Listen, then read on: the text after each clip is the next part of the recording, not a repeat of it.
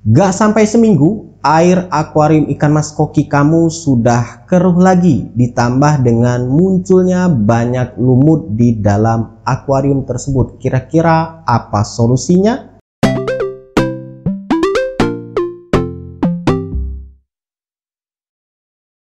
Halo gan, salam Iwa Bunci. Iya, jadi soal air keruh di akuarium ikan mas koki itu bukan kamu aja kok yang ngalamin. Admin juga di awal-awal, bahkan ya seiring berjalannya waktu pelihara ikan mas koki juga cukup sering nemuin semacam itu.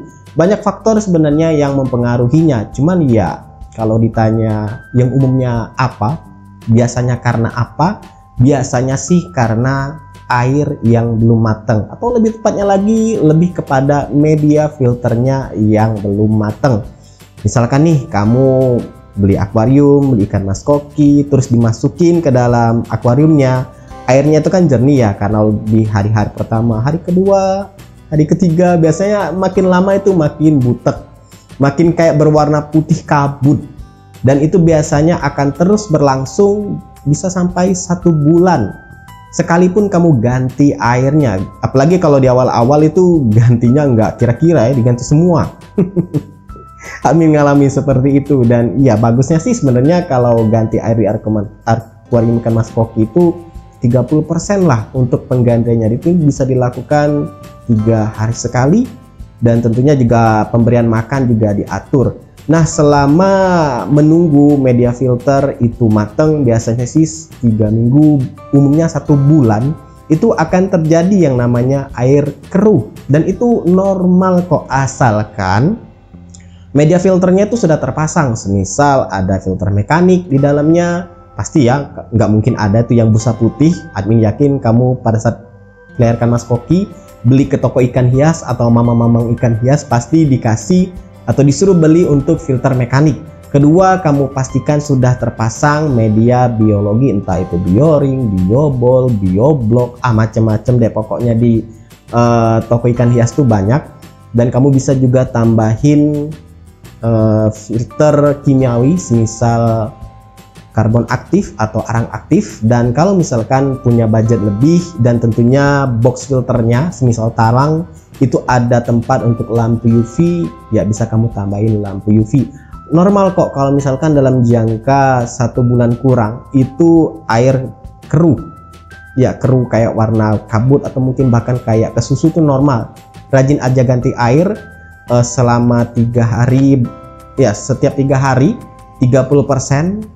Yang penting jangan diganti semuanya. Ingat, air itu memang kalau diganti semuanya kayak kelihatan bening, cuman itu justru yang mengganggu kondisi air.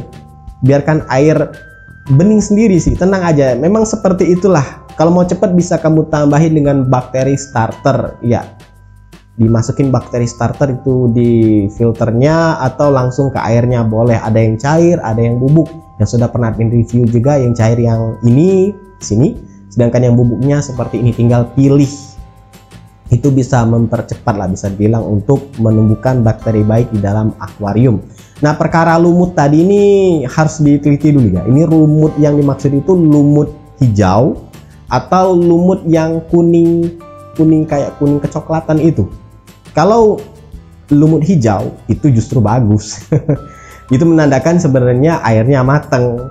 Dan biasanya sih yang ada lumut hijau ini biasanya intensitas cahaya yang masuk ke dalam akuarium itu tinggi ya.